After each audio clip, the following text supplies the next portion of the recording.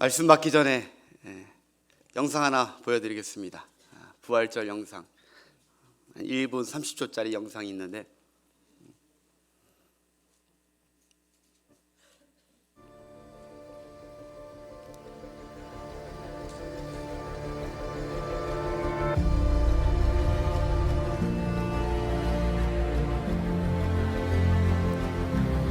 부활절 아침 시리에 빠진 제자들,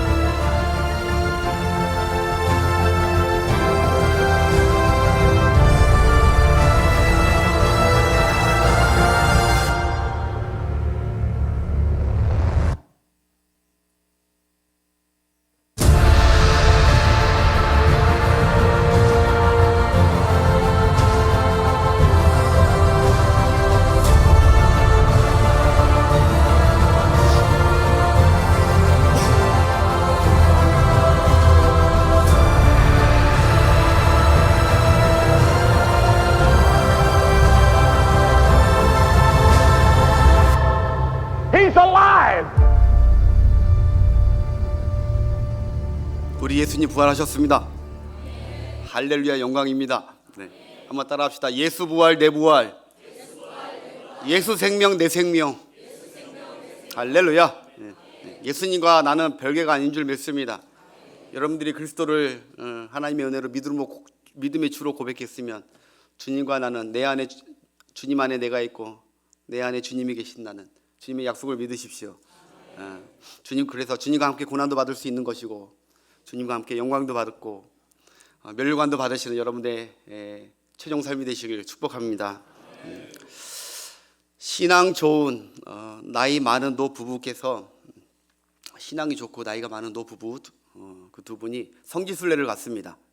처음 가보는 성지순례였어요. 이스라엘로 성지순례 갔습니다. 그런데 예루살렘 성지순례를 하는 중에 그만 나이 많은 부인 아내가 심장마비로 그 자리에서 사망합니다. 다급한 가이드 그리고 장의사까지 불러가지고 가이드와 장의사가 빨리 이게 남편에게 수습을 해야겠다 싶어서 남편 노인에게 지금 어떻게 하시겠습니까? 부인을 여기서 매장하면 100만 원입니다. 그런데 한국으로 만약에 이 시신을 운구하면은 비행기 타고 운구하고 하면은 좀 비쌉니다. 1,000만 원 이상 듭니다.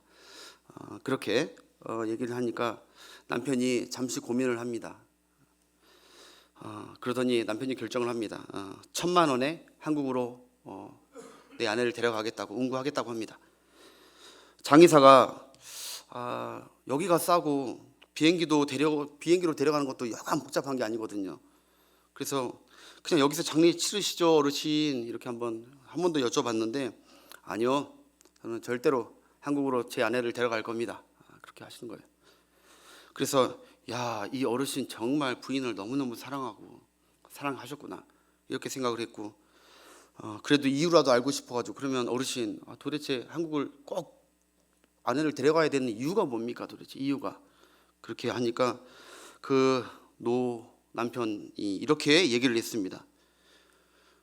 예루살렘 여기서 장사를 지내면 3일 만에 아내가 부활할 것 같아서 그렇습니다. 이해가 좀 늦으시면 안 되겠습니다. 내 아내가 여기에 장사 지내면 3일 만에 다시 부활할 것 같아요. 다시 살아날 것 같아가지고 안 되겠다고, 아예 영원히 살아가지 못하는 한국으로 데려가야 된다고 그렇게 억지로 부렸다는 얘기. 여러분, 어쨌든 이 어르신 그래도 부활 신앙이 아주 투철하십니다. 여러분, 부활을 믿으십니까? 부활이 뭔지를 굳이 설명 안 해도 여러분 아실 줄 믿습니다. 네. 여러분, 우리 기독교는 최고 절기가 두 가지가 있죠. 성탄절 못지않게 부활절, 최고 절기입니다. 최고 절기. 그런데 우리 기독교가 다른 여타 종교와 비교 불가하고 우리 기독교가 정말 뛰어난 자긍심과 자부심을 느끼게 하는 것은 다름 아닌 성탄절보다는 부활절입니다. 부활절. 다른 종교들은요, 다 교주가, 그 교주들이 죽은 날이 다 있습니다. 그 죽은 날에 맞춰서 거기서 뭐 축제를 하던 하여튼 기일 같은 거 해요. 그런데 그리고 그 교주의 무덤을 성지로 여기고 많은 신도들이 거기 가서 절을 합니다. 죽은 곳에 분명히 있기 때문에. 그런데 우리 기독교만, 우리가 섬기고 예배하는 분이 죽은 날이 없으십니다. 무덤이 비어 계십니다. 무슨 말이냐? 그 종교들의 교주들은 신이 아니었다는 거예요. 하나의 인간이었습니다. 그러나 우리가 이 시간에도 예배하고 섬기는 그분은 인간이 아니십니다. 죽은 신이 아닙니다. 살아계신 하나님이시고 천지를 만드신 여호와 하나님이시고, 할렐루야, 생명의 주관자이십니다. 그래서 우리 기독교가 생명의 종교고 부활의 종교고 살아있는 종교고 매일매일 능력이 나타나는 종교인 줄 믿습니다. 죽은 곳에서도 능력이 나타나지 못합니다. 살아있는 곳에서만 움직이고 역동적이고 능력이 나타나는 것이죠. 부활 있는 우리 기독교만, 우리만 움직이는 게 아니라 전 세계를 움직이는 것이 기독교인 줄 믿습니다. 그래서 우리 기독교가 생명의 종교죠. 여러분, 우리 주일학생들 오늘 나왔기에 제가 좀 기독교의, 오늘 같은 날은 기독교의 좀 우월성을 조금 더 소개해 드리고 싶어요. 기독교는 다른 종교라고 같이 비교하는 것도 조금 마음이 아프지만, 그렇게 별로 좋아하지는 않지만, 어쨌든 다른 종교와 비교해 봐서 여러분도 학교에서 배웠겠지만 이 기독교와 부활을 어느 나라가 믿고 있는 것 같습니까? 예를 들어서 부활을 저 미개한 나라나 자기 밀림 부족들이나 이렇게 미개한 사람들이 믿고 부활을 믿고 있다면은 아이고 저기 설마 있겠어 하겠지만, 여러분, 세계 최고의 명문 국가들이 바로 기독교 국가고 부활의 믿음을 가진 국가입니다. 저 못 살고 문명의 나라일수록 부활을 안 믿어요. 여러분, 동남아시나 해외여행 다니신 분들 아실 거예요.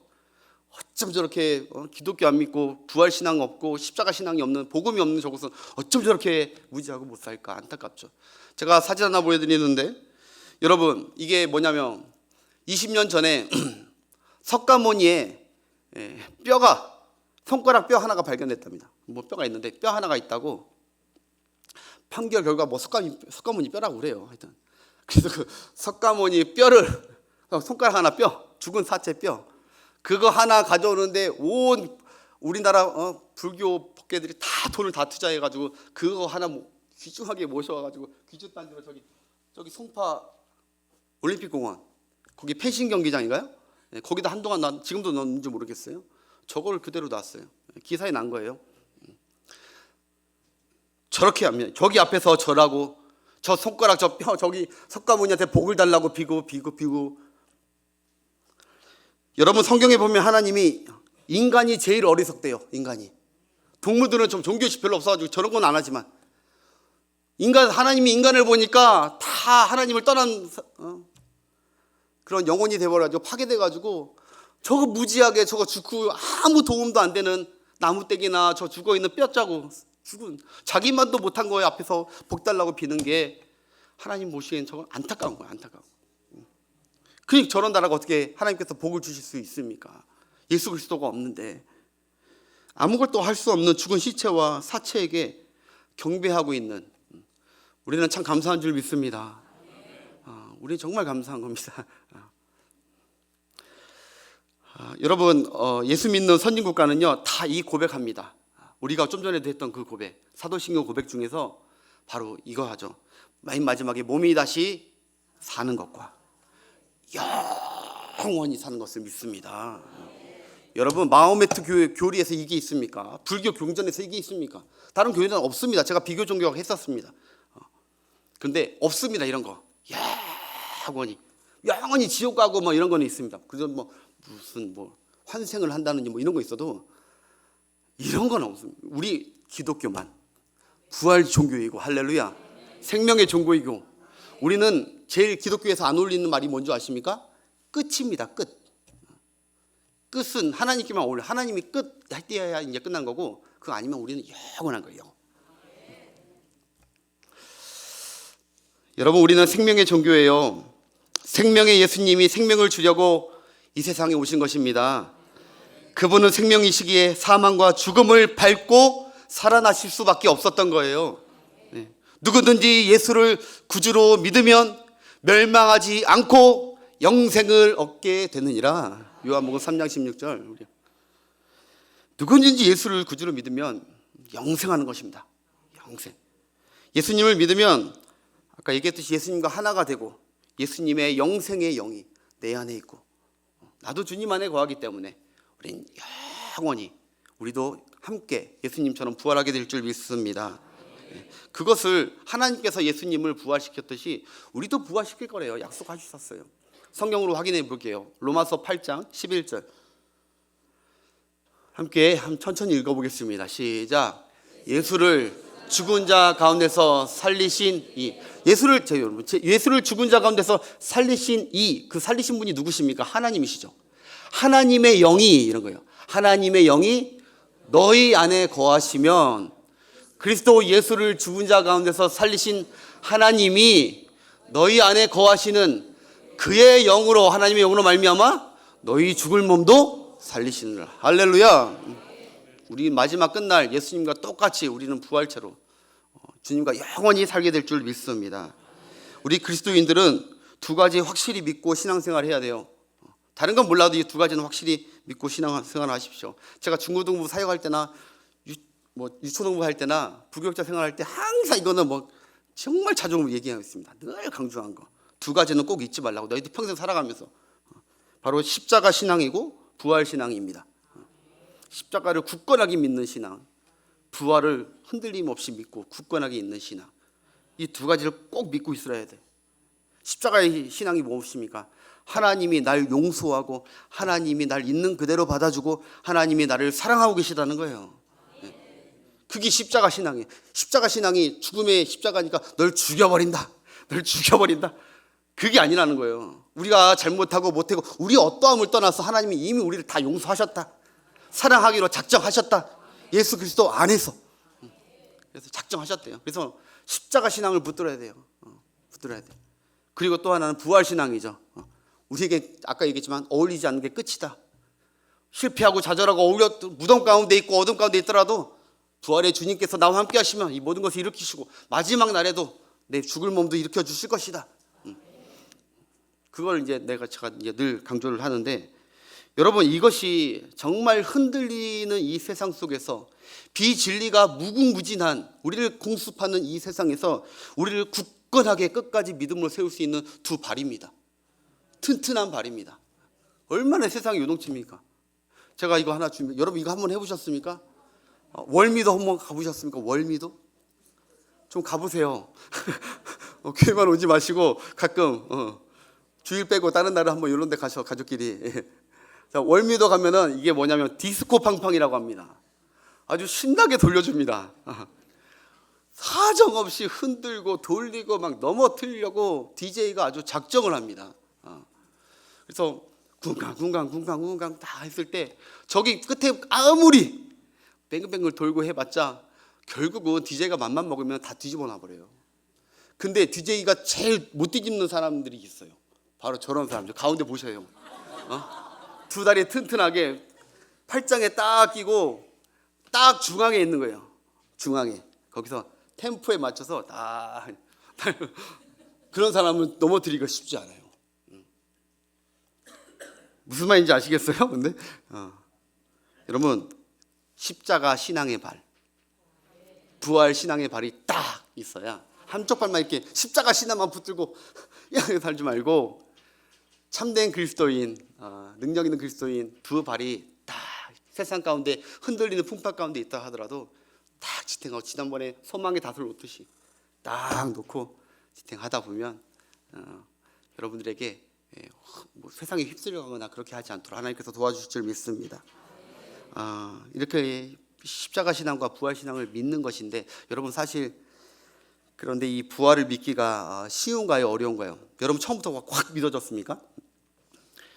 부활 신앙은 이게 비과학적이고 비논리적이고 이게 이런 적이 없기 때문에 사실 처음에 믿어지기가 쉽지 않죠. 오늘 본문을 보자면 예수님은 말씀하신 대로 3일 만에 살아나셨어요. 오늘 새벽 설교 그 다음으로 이제 이어지는 거예요. 갑자기 3일 만에 예수님께서 확 살아나신 게 아니에요.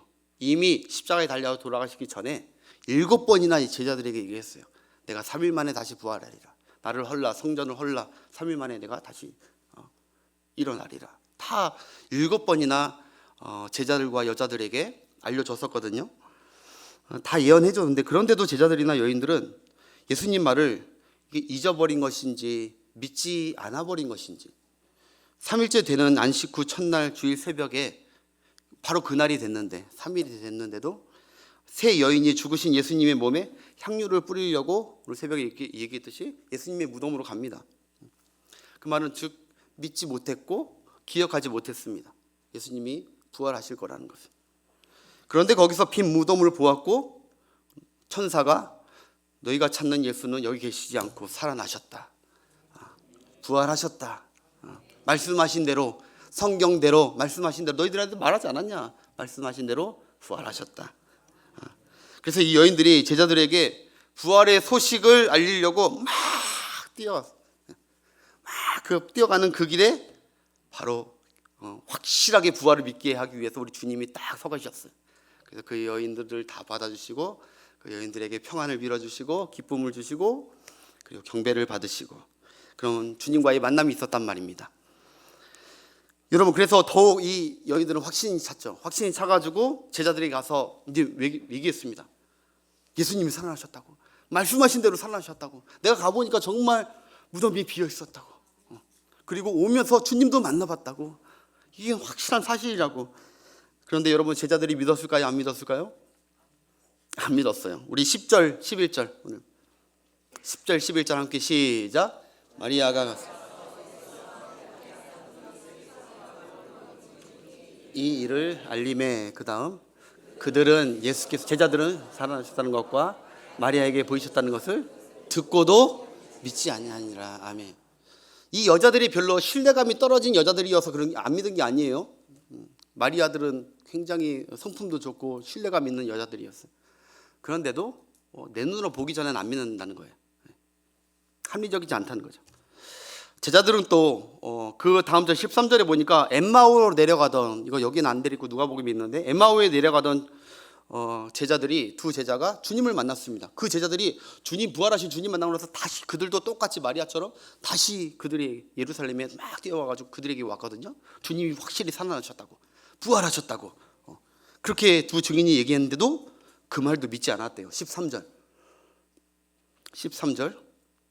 두 사람이 가서 남은 제자들에게, 아까 그 엠마오 제자들, 역시 여기 있는 제자들은, 예수님의 12 제자들은 믿지 않았다는 거예요.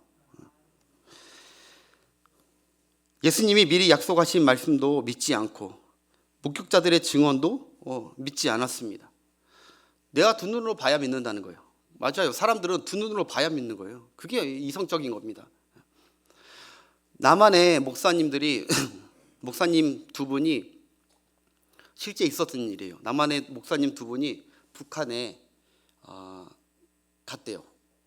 뭐 가끔 그런 거 있잖아요. 남한의 목사님이 쌀 많이 주고 막 하면은 북한에서 가면 올라오라고 하면서 이렇게 갈 수 있어요. 네. 그래서 누구 올라오고 있어요. 보답한다고. 그러면 딱 갔어요. 갔는데 평양 호텔에 묵게 해줬대요. 그래서 평양 호텔에 두 목사님이 딱 가셨는데, 두 목사님이 어떤 목사님이냐면 품체가 아주 크신, 이태희 목사님 같이 품체가 크신 목사님이죠. 두 분 다. 그래가지고 이제 온탕에 딱 평양 호텔 가가지고 그 뜨끈한데 시원하다 하면서 목만 내밀고 이렇게 뜨 있었는데, 근데 북한 사람들이 이제 들어오기 시작한 거예요. 간명들이 이제 쭉 들어오면서 같이 이제 온탕에 쫙 들어오는 거죠.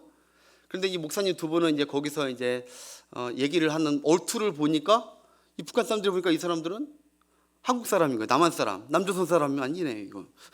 그래서 죄송합니다. 가끔 개그 욕심을 냅니다. 제가. 저기 이상한 거예요. 남조선 여기 왔네 또. 그래서 서로 이렇게 좀 거리감을 두고 이렇게 다 문을 잠그고 시원하다 하고 있는데, 여기 있는 이제 북한 사람들이 이제 물어봅니다. 이거 남조선이래. 삐깔나게 가난하다면요. 뭐 이렇게 그렇게 한 거예요. 아유 불쌍하고 안타깝다고 막 그거 어떻게 살고 있냐고 불쌍하다고 그 가난해가지고 같은 한민 동족인데 참 딱하다야 뭐 이러면서 이렇게 불쌍한 투로 막 이 목사님들을 이렇게 한 거예요. 그 두 목사님들이 이렇게 서로 보다가 눈을 마주쳤대요. 그러다가 그 자리에서 일어났대요. 그 사람들이 깜짝 놀랐다는 거죠. 아니 뭐래 이러면서 품체가 이만하니까 빼짝 말라누 못 살고 가난하고 빼짝 말른 줄 알았는데 속고 살았던 거죠. 진짜 남조선 사람들의 얼굴 몸을 보니까 야 이거 대단해. 거의 김정은급 되는. 그랬다는 얘기가 있어요. 그게 무슨 말 하려다 이거 가는지 모르겠지만 사람은 믿어야 믿기 전에는 그냥 소문으로 그것도 잘 안 믿지만 추상적으로 이제 알게 되죠. 확실히 믿지를 못해요. 봐야 믿죠. 예수님이 그 다음에는 14절에 직접 오세요. 이제 직접 제자들이 식사하는 자리에 오셔서 그들을 꾸짖습니다.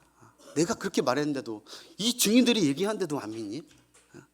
말씀과 증인의 얘기가 있는데도 안 믿냐 하면서 14절 한번 보겠습니다. 시작. 그 후에 11 제자가 음식 먹을 때 그들이 그것과 마음이 완악한 것을 꾸짖으시니 이는 자기가 살아난 것을 본 자들의 말을 믿지 아니함이로라. 아멘. 예. 직접 보여주고 믿게 하게끔 우리 예수님 얼마나 나 같으면 포기했어요. 그런데 어떻게든 믿게 하려고 직접 오십니다. 여러분 예수님 부활체예요. 그냥 오셔도 너무너무 믿기지 않을 정도인데 문을 이렇게 열지도 않고 그냥 신비하게 그냥 들어오셨다는 거예요. 여러분 만약에 여기서 죄송하지만 이거 조영희 목사님 우리 부목사님 시험 안 드실 목사님이니까 조 목사님께서 3일 전에 장례 이미 다 치렀어요. 싹 다 끝냈어. 그래서 우리 성도들이 다 가가지고 다 조문했어. 사모님 용서하세요. 시험 안 받을 뿐이니까. 근데 분명히 장례 다 치르고 오늘 예배 드리고 있는데 갑자기 조 목사님 여기서 문도 안 열고 여기서 쭉 나온다고 생각해 보세요. 의문에서. 여러분 제자들이 지금 얼마나 지금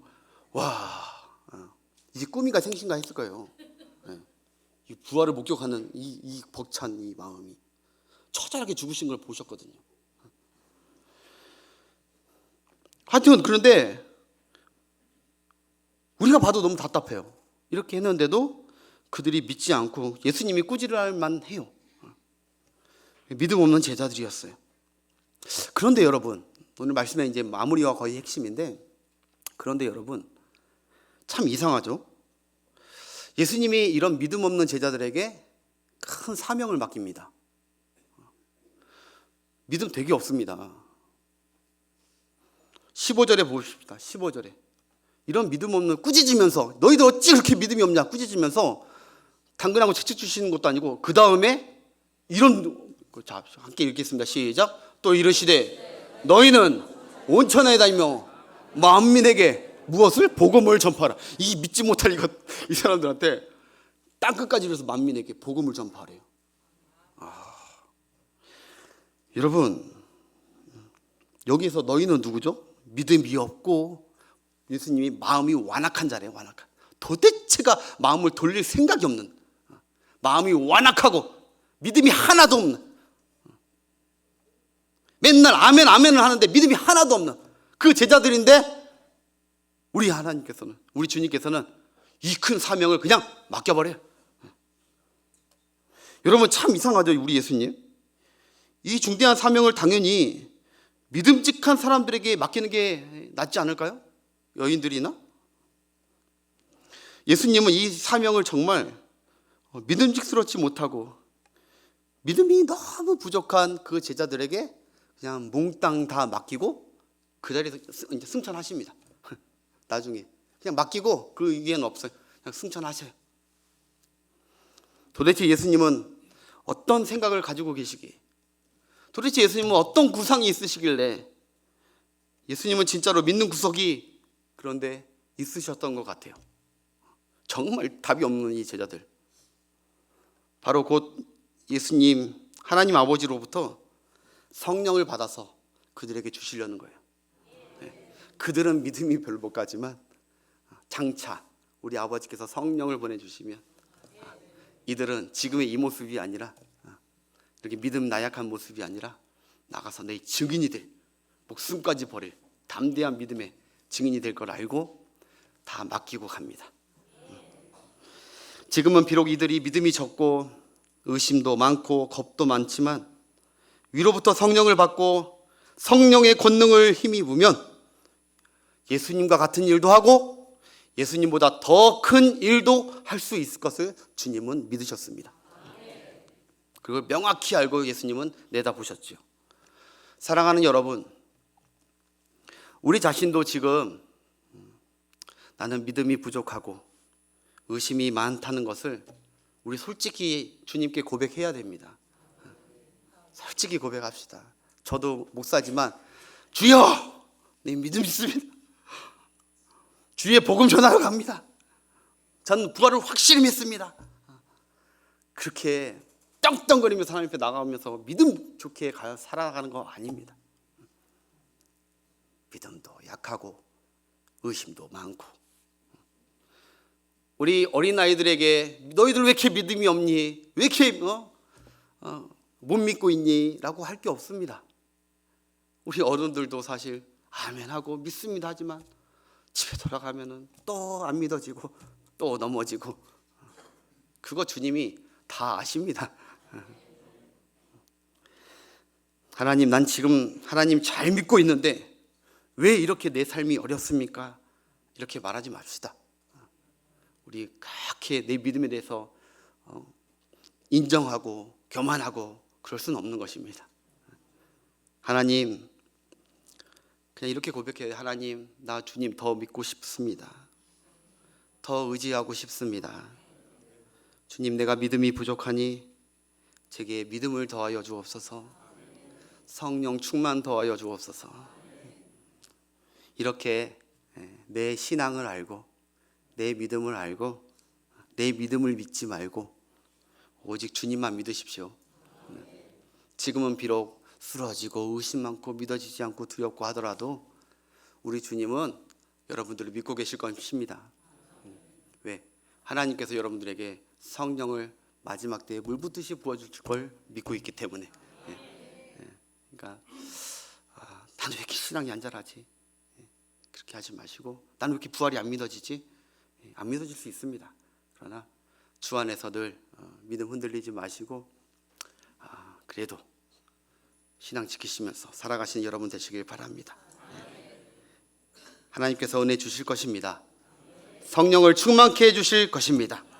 그래서 마침내 17절 18절 같이 놀라운 성령의 사람으로 저와 여러분들을 또 계속 쓰시게 하실 줄 믿습니다. 우리 함께 합독하고 마치겠습니다.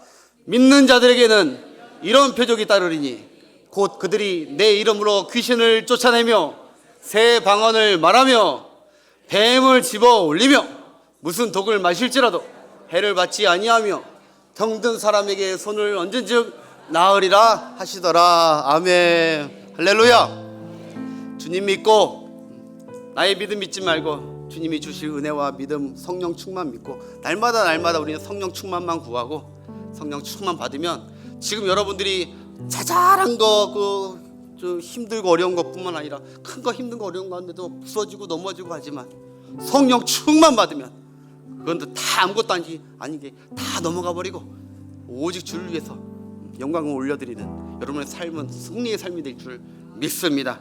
오직 성령이 너희에게 임하시면 너희가 권능을 받고 유대와 사마리아와 땅끝까지 내 증인이 되리라. 주님 하신 그 말씀 그대로 이 제자들 그렇게 다 증거하고 순교했습니다.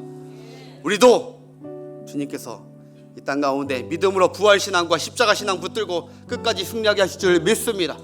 우리 다 같이 자리에 일어나셔서 성령 충만을 한번 사모하면서 제가 기도하고 예배를 하나님께 올려드리겠습니다.